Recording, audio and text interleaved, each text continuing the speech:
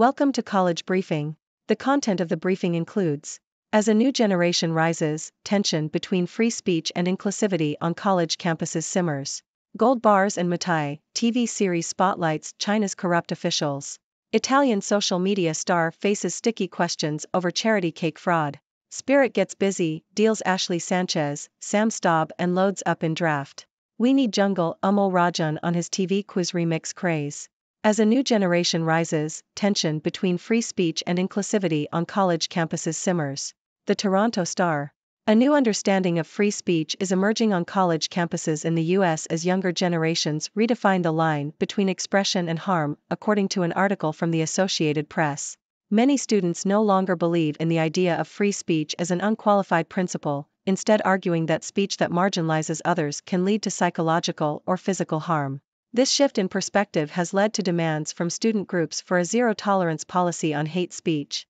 The article points to the Israel-Hamas conflict as a key area where the lines between competing versions of free speech are being drawn. Campuses across the country have grappled with tensions around anti-Semitism and Islamophobia, with some institutions suspending pro-Palestinian groups for their threatening rhetoric and intimidation. However, others argue that phrases such as "from the river to the sea" and "intifada" are constitutionally protected freedom of speech and should not be policed. As the Education Department opens dozens of federal civil rights inquiries into anti-Semitism and Islamophobia, college leaders face pressure to counter hateful speech, even if it is constitutionally protected. The shifting lines have resulted in diverging conclusions on hate speech among colleges. Stanford University and Cornell University declared that calls for genocide would breach their conduct codes, while leaders of Harvard and the University of Pennsylvania told Congress that it depended on context. Republicans, who previously criticized universities for stifling free speech, are now calling on them to curb anti-Semitic speech, while some fear that allegations of anti-Semitism are being used as a weapon to silence pro-Palestinian speech. According to a 2022 Knight Foundation poll, students have become less likely to see freedom of speech as extremely important. Instead, they prioritize inclusivity and free speech at nearly the same levels. There is no unified push to rewrite the rules of speech, but polling reveals a shift in public opinion. Gold bars and mitai, TV series spotlights China's corrupt officials. Financial Times. China's state media has aired a 4-part series on the country's anti-corruption campaign, which highlights graft in football and at the People's Bank of China. The program, which is compulsory viewing for China's football stars as they prepare for the Asian Cup, features former coach Li Tai admitting to match fixing, bribing opponents and accepting cash for places in the national team. The series also criticizes provincial-level officials for the growth of local government debt and high-level graft at the central bank. The campaign is part of President Xi Jinping's anti-corruption drive, which has targeted millions of officials since 2012. Italian social media star faces sticky questions over charity cake fraud. Financial Times. Italian influencer Chiara Ferragni is under investigation for aggravated fraud relating to a Christmas cake campaign that misled customers into believing the proceeds would go to a children's hospital. Ferragni was previously fined €1 million, $1.1 million, in December for unfair commercial practice connected to the same campaign. The country's competition watchdog found that customers had been misled into thinking that the cake would benefit the Regina Margherita Hospital in Turin. The incident has led to the termination of licensing agreements with eyewear company Safilo and cancelled advertising campaigns with Coca-Cola. Spirit gets busy, deals Ashley Sanchez, Sam Staub and loads up in draft. Washington Post. The Washington Spirit sent star midfielder Ashley Sanchez to the North Carolina Courage for the number 5 pick and $250,000 in allocation money, and dealt defensive stalwart Sam Staub to the Chicago Red Stars for the number 3 selection. We need jungle Amol Rajan on his TV quiz remix craze. BBC.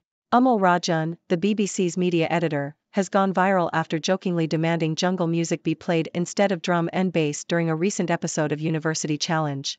The comment was made on Twitter by Rajan, who said he was responding to a question put to a contestant on the program. Rajan's comment garnered thousands of retweets and likes, and led to the creation of numerous remixes and memes. Rajan said the incident had reconnected me with my younger self, adding that social media can generate communities and be less media and more social. 3 additional sites near Sydney's Rozelle Parklands shut after more asbestos found. ABC. More asbestos has been found in recycled mulch at sites close to the Rozelle Parklands in Sydney's inner west, where a newly opened playground was closed earlier in the week. Weather is growing more extreme. The pressure is on the Bureau of Meteorology to keep up. The Sydney Morning Herald.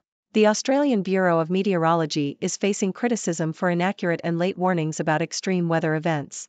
Recent floods in northern Victoria and other parts of Australia have prompted complaints that the Bureau underestimated the severity of the floods and failed to issue timely warnings. Some are questioning whether the Bureau's ability to forecast the weather is deteriorating, but the Bureau denies this, stating that its forecast accuracy consistently ranks in the top 5 in the world. Independent scientists also believe that the Bureau is becoming more accurate in its forecasts. Weather predictions have improved significantly in recent decades thanks to advances in satellite technology, supercomputing power, and mathematical techniques. However, forecasting extreme events such as heavy rainfall remains challenging due to the small scale and random nature of these events. The climate crisis is also making weather prediction more difficult as global heating leads to more extreme weather.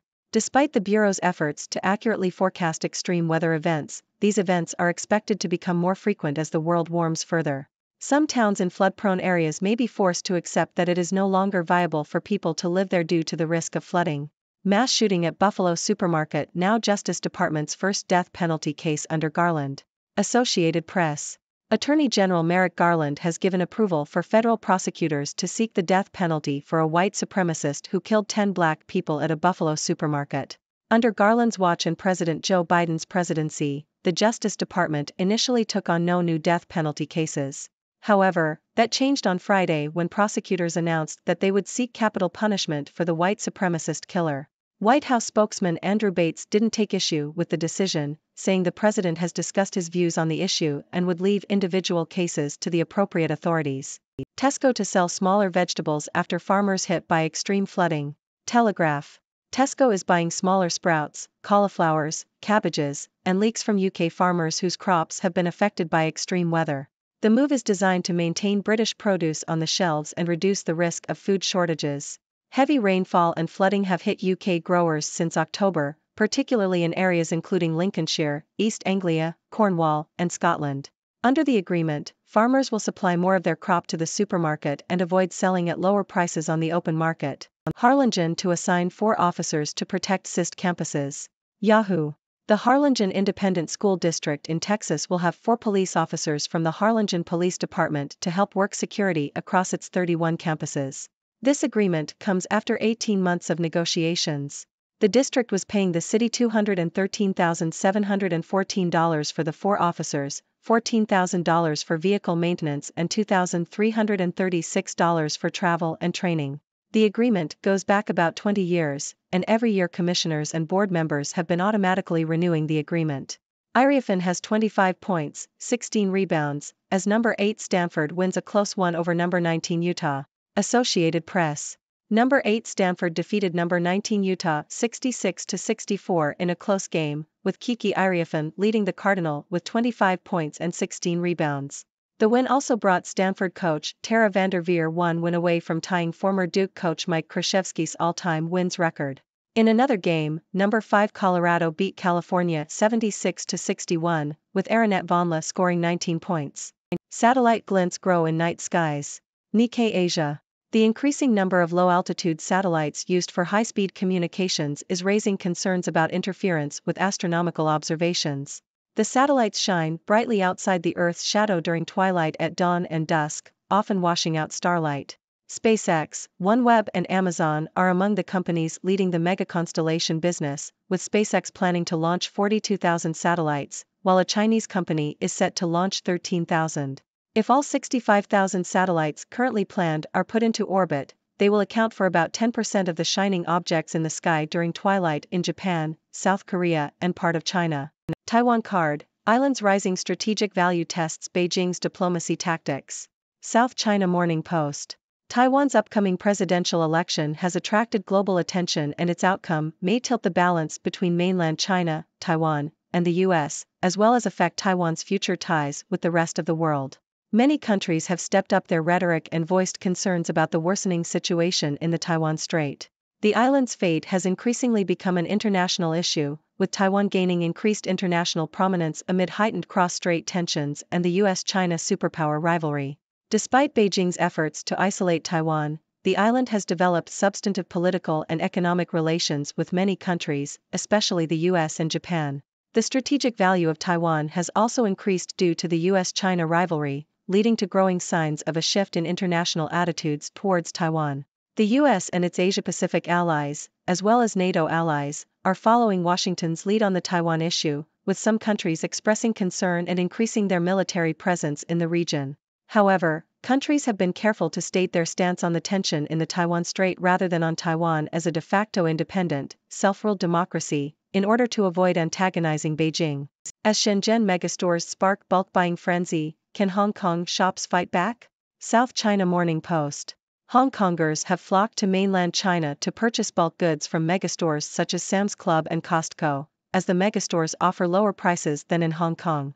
The stronger Hong Kong dollar against the yuan has also made shopping in mainland China more attractive. Experts have said that Hong Kong needs to offer incentives to attract megastores to set up in the city, or risk losing out to Shenzhen. Counting the days, families of Hamas hostages prepare to mark loved ones' 100th day in captivity. The Toronto Star. Rachel Goldberg-Pollen, mother of Hirsch Goldberg-Pollen, a young man who was abducted by Hamas militants in Israel, spends her days campaigning for her son and the other hostages to be released. Goldberg-Pollen has met with President Joe Biden, Pope Francis, and Elon Musk, and has spoken at the United Nations, all in an attempt to draw attention to the situation. She has also asked people around the world to adopt her daily ritual of wearing a piece of tape with the number of days her son has been held captive written on it, in the hope that it will help her and other families bear the pain of waiting. Ladies and gentlemen, I am Dr. Six, your resident observer from the 6 Degrees world, here to bring you the latest news and analysis. Let's dive right in. On college campuses in the US, tensions are rising between free speech and inclusivity. Younger generations are redefining the concept of free speech, arguing that speech that marginalizes others can lead to harm. This has led to demands for a zero-tolerance policy on hate speech. The Israel-Hamas conflict has become a battleground for competing versions of free speech, with some institutions suspending pro-Palestinian groups for their rhetoric. College leaders face pressure to counter hateful speech, even if it is constitutionally protected. It's a complex issue, with diverging conclusions on hate speech among colleges. In China, a TV series on the country's anti-corruption campaign has shed light on graft in football and at the People's Bank of China.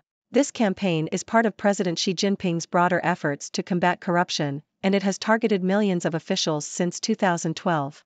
The series has exposed the dark underbelly of corruption in China, but it remains to be seen how effective these anti-corruption measures will be in the long run. Italian influencer Chiara Ferragni is facing investigation for fraud related to a charity cake campaign. Customers were led to believe that the proceeds would go to a children's hospital, but it was later revealed that this was not the case. As a result, licensing agreements and advertising campaigns have been terminated. It's a cautionary tale about the importance of transparency and honesty in charity campaigns. In sports news, the Washington Spirit made some significant deals, trading star midfielder Ashley Sanchez and defensive stalwart Sam Staub. These moves will shake up the team and bring new talent to the forefront. Meanwhile, BBC media editor Amol Rajan has gone viral after demanding jungle music on a TV quiz show. It's a reminder of the power of social media to generate communities and create moments of shared humor. In other news, asbestos has been found in recycled mulch near Sydney's Rozelle Parklands, raising concerns about public safety. The Australian Bureau of Meteorology is facing criticism for inaccurate and late weather warnings, particularly in the case of recent floods. There are concerns about the Bureau's ability to forecast extreme weather events and whether it is keeping pace with the growing challenges of climate change. In the U.S., the Justice Department has approved seeking the death penalty for a white supremacist who carried out a mass shooting at a supermarket in Buffalo. This marks a shift in the department's approach to capital punishment under the Biden administration. On a lighter note, Tesco is buying smaller vegetables from UK farmers affected by extreme weather, in an effort to maintain British produce on the shelves and reduce the risk of food shortages. And in the world of sports, number 8 Stanford won a close game against number 19 Utah, bringing coach Tara Vanderveer one win away from tying the all-time wins record. In global news, the increasing number of low-altitude satellites is raising concerns about interference with astronomical observations. The strategic value of Taiwan is also being tested as tensions rise in the Taiwan Strait. The island's fate has become an international issue, with increased attention from countries such as the US and Japan. And in Hong Kong, megastores in mainland China are attracting Hong Kongers with lower prices, prompting the need for incentives to keep shoppers in the city. Finally, the Toronto Star shares the story of Rachel Goldberg-Polin, a mother campaigning for the release of her son and other hostages held by Hamas militants in Israel. She has taken her plea to world leaders and asked people around the world to join her in wearing a piece of tape with the number of days her son has been held captive. It's a heartbreaking story that highlights the pain and uncertainty faced by families in such situations. That's all for today's news and analysis. Remember, these stories are just a snapshot of what's happening in the world. I encourage you all to share your thoughts and questions. What do you make of the tensions on college campuses over free speech? How do you feel about the increasing number of low-altitude satellites and their impact on astronomical observations? Let's continue the conversation and explore the many perspectives on these issues. Thank you for tuning in. The content above showcases the latest briefing reports and analytical synopses, thoughtfully curated by the 6Do team. These insights stem from a wide array of reputable media outlets, think tanks, government sources, and specialized experts worldwide. We encourage you to explore these sources for a comprehensive perspective. Keep in mind that while the content may not always align with the official standpoint of 6Do Brief, it's not meant to be taken as absolute directives for decision-making. Comprising seasoned media professionals, learned scholars, and accomplished scientists, the 6Do team embodies a trailblazing, fully independent media entity.